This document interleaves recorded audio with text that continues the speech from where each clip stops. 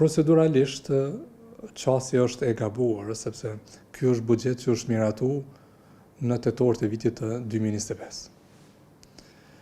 Zgjedhjet kanë mbaruar janë kryer me 28 dhjetor, mandati është marrë nga partia që ka fituar zgjedhjet dhe është dashur që për 28 dhjetorit e këndej të përgatitet edhe programi i qeverisës në mënyrë që kur të miratohet, kur të votohet qeveria në kuvend, të miratohet bazuar në një program qeverisë që shpërndahet paraprakisht deputetëve, e jo vetëm një ekspoze me një fjalë e cila edhe ashtu nuk ka shpërndahet deputetëve, edhe i cili program qeverisë nuk është reflektuar fare në buxhet. Por ky është buxhet i tetorit 2025. Javën që shkoi ne kemi mbështet zgjatjet buxhetore në bazë ligjit edhe për muajin mars.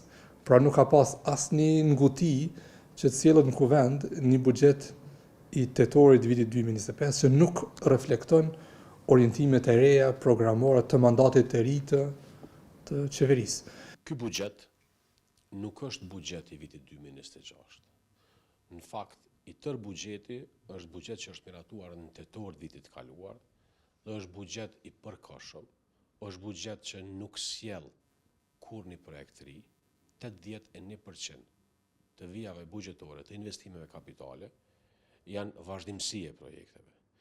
Këtë buxhet nuk përfshihet as sigurime shëndetësore. Paramendoni, kryeministri flet për miratimin e ligjit për sigurime shëndetësore janë 20 milion euro. Pra ky buxhet është buxhet që e kthen Kosovën mbrapa, status quo,